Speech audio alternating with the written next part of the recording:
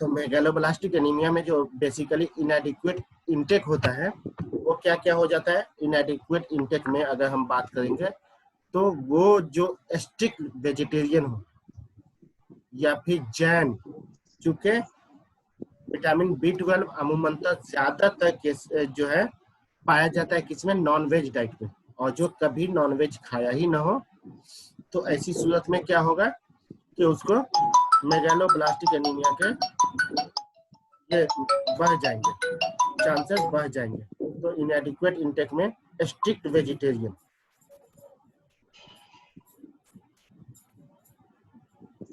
Even के अगर ऐसा पर्सन बिल्कुल ही ये भी नहीं लेता हो, क्या नाम है, दूध और डेयरी प्रोडक्ट भी नहीं लेता हो, ऐसे लोगों में जो है एनीमिया हो जाता है। ठीक है। इसके अलावा माल एब्जॉर्प्शन में क्या होगा, defective release of cobalamin from food, यानी फूड से एक्सट्रैक्ट ही नहीं कर पा रहा है कोबालामिन को। Defective release of cobalamin from food, जैसे ड्रग्स हो जाती है, जैसे ड्रग्स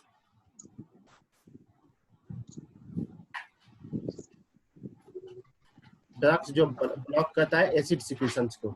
तो वैसे लोग जो पीपीआई या फिर ब्लॉकर्स होते हैं, इन लोगों में विटामिन B12 डिफिशिएंसी हो जाती है। किसके बच्चे की आवाज आ रही है, प्लीज अपने आप को म्यूट करें।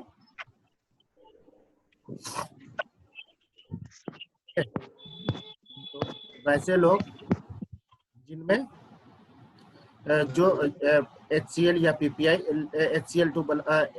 H2 ब्लॉकर या फिर PPI लेते हैं, उन लोगों में भी ये हो जाती है। इसके अलावा गैस्ट्रिक एक्लोराइडिया,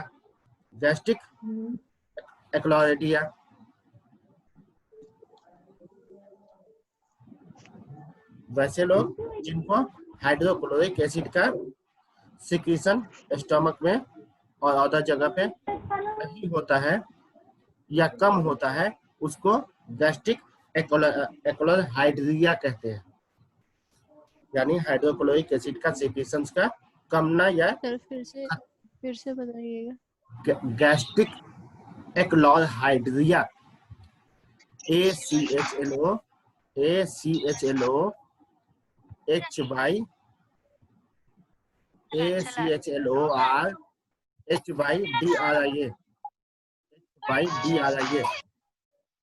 एक्लोरहाइड्रिया।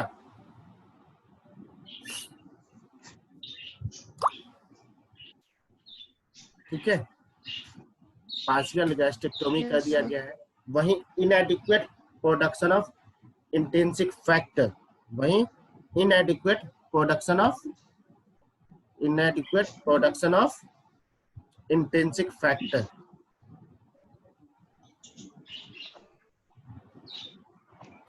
जिसमें टोटल गैस्ट्रेक्टोमी कर दिया गया हो, या फिर पर्नीशियस एनीमिया हो, या congenital absence of intrinsic factor हो, या फिर functional abnormality of intrinsic factor,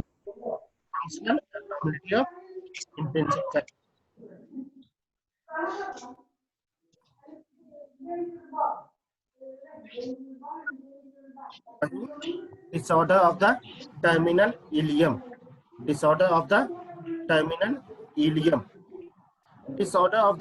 ilium की बात करेंगे तो sprue, non topical sprue, regional enteritis, topical and non topical sprue, regional enteritis,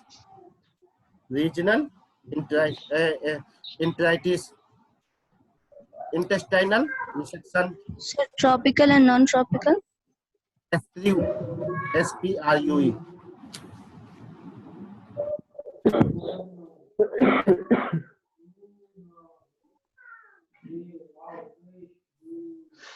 intestinal resection,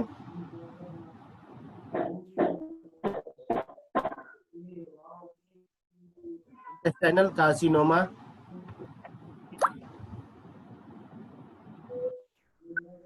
intestinal granulomatous legion,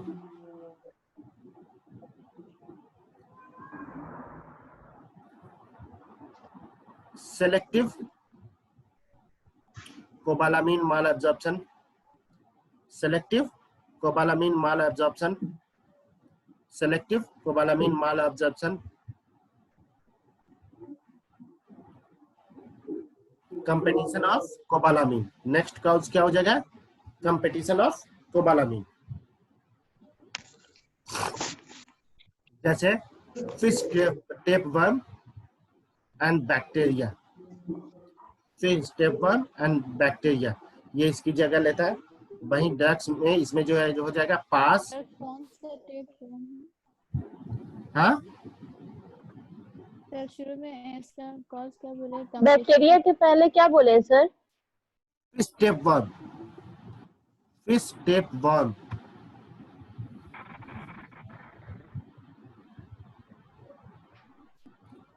fish tapeworm.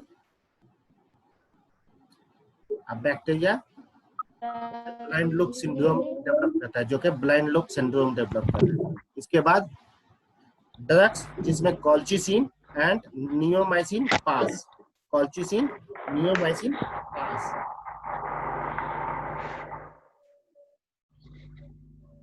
इसके अलावा other cause में जो हो जाएगा वो क्या हो जाएगा? अदर एंड रेयर काउज में क्या हो जाएगा? नियोमाइसिन, नियोमाइसिन, उसके बाद Yes. पास और कॉल्चिसिन पास। ठीक है। अदर रेयर काउज में जो हो जाएगा वो क्या हो जाएगा? Nitrous oxide, transcobalamin 2 deficiency, transcobalamin 2 deficiency and congenital enzymatic defect, congenital enzymatic defect.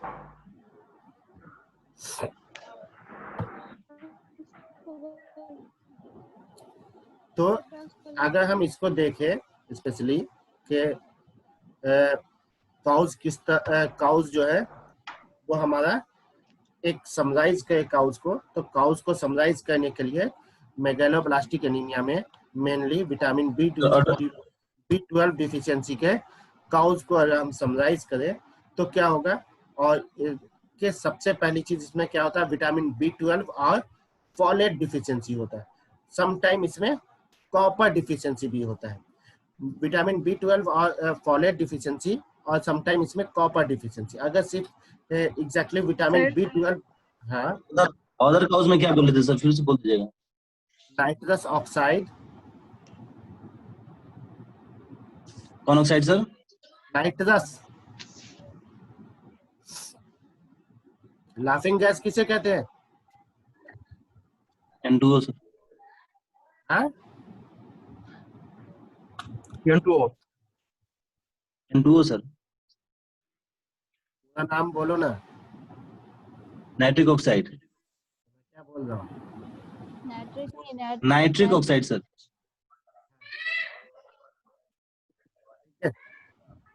चलो नाइट्रस ऑक्साइड। इसके अलावा हो गया आपको transcobalamin 2 deficiency, transcobalamin 2 deficiency, congenital enzymatic defect. क्योंकि ये थोड़ा कंफ्यूजन भरा इसका जो है काउज है, तो इसको एक तरह से हम समराइज कर लेते हैं। समराइज कैसे करेंगे? सबसे पहले अगर इसका काउज देखेंगे तो बेसिकली क्या हो रहा है कि दो चीजों की डिफिशियंसी हो रही है। क्या? या तो विटामिन B12 या फिर फॉलिक एसिड, फॉलेट। तो फॉलेट डिफिशियंसी हो रही है। ये दोनों कंबाइंड तौर पे भी हो सकती है और दोनों अलग अलग तौर पे भी हो सकती है। दोनों कंबाइंड तौर पे भी हो सकती है और दोनों अलग अलग तौर पे भी हो सकती है। तो अगर जो है अलग अलग करके हम काउज को देखते हैं तो किसी भी विटामिन B12 डिफिशियंसी को अगर हम देखते हैं तो सबसे पहले हम क्या देखते हैं कि इसका इनटेक वो प्रॉपर ले पा रहा है कि नहीं, प्रॉपर ले पा रहा है कि नहीं इनटेक। अगर इनटेक नहीं ले पा रहा है मतलब कमी।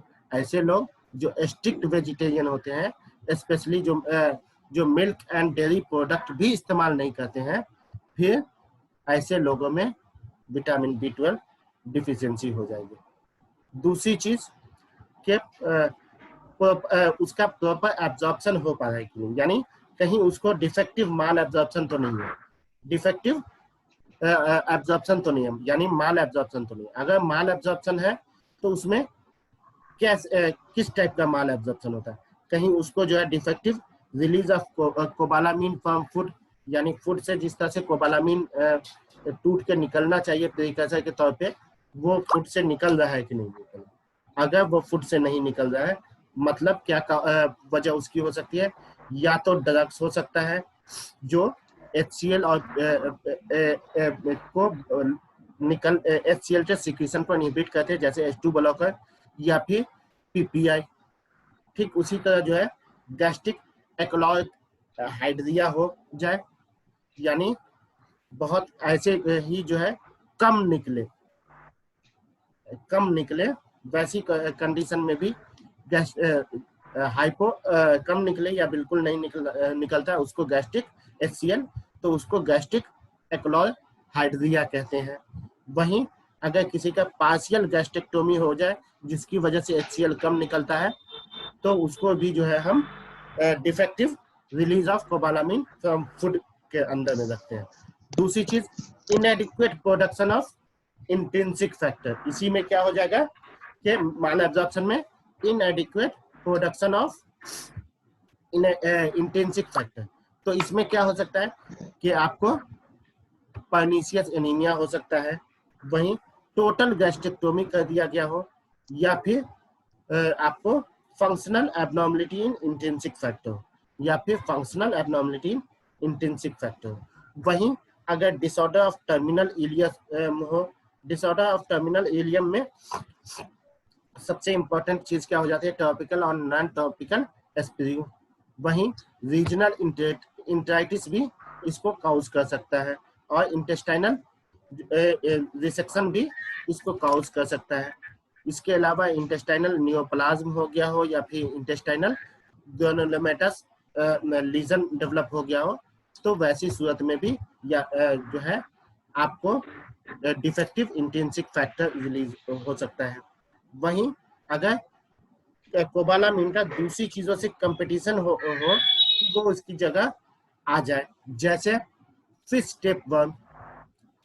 टेपवर्म या फिर बैक्टीरिया। दूसरी चीज क्या है कि अगर इसका रिलीज जो है इंट्रिंसिक फैक्टर का ड्रग्स की वजह से कम हो जाए, ड्रग्स की वजह से इंट्रिंसिक फैक्टर का रिलीज कम हो जाए, तो वो ड्रग्स कौन से हैं, पास, नियोमाइसिन और कॉल्चिसिन। वहीं अदर रेयर काउज की अगर हम बात करें तो क्या होता है, nitrous oxide, transcobalamin 2 factor and congenital defect, enzymatic defect. तो ये सारे के सारे हमारे काउज हो जाते हैं कोबालामिन यानी कोबालामिन डिफिशियंसी के, यानी B12 डिफिशियंसी के।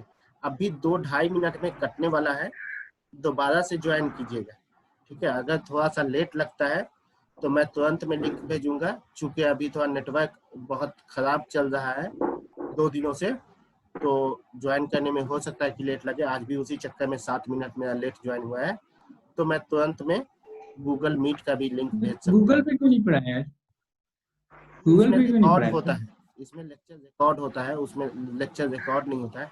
रिकॉर्ड होने की वजह से मैं इसको यूट्यूब पे डाल सकता हूँ। सर अभी भी पास कुछ और बच्चे जाने हुए हैं, के सर। अलावा कौन सा ड्रग बताइए? हाँ? पास और वो बच्चे के साइड नियोमाइसिन से के अलावा क्या पास और माइसिन के अलावा कौन सा ड्रग बताइए? पास ये जो है बस इतना ही ड्रग है, उसके अलावा नहीं। ये एक तरह से जो है एंटी टीबी ड्रग भी है, एंटी टीबी ड्रग भी है जो कि आपको क्या कहते हैं एमडीआर ट्यूबरकुलोसिस में यूज में आता है। इसके अलावा एक तरह का एंटीबायोटिक के तौर पे रोल प्ले करता है जो कि एमाइनो सैलिसाइलिक एसिड है।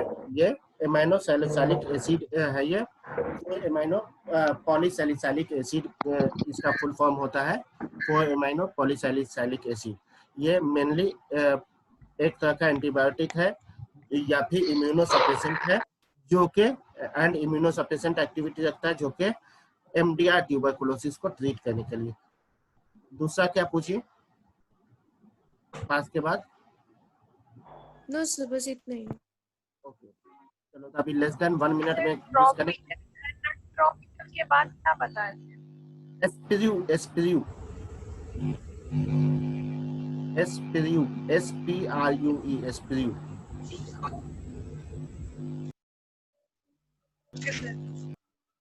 वो बेसिकली क्या होता है कि एक तरह का समझ लीजिए जिससे जो है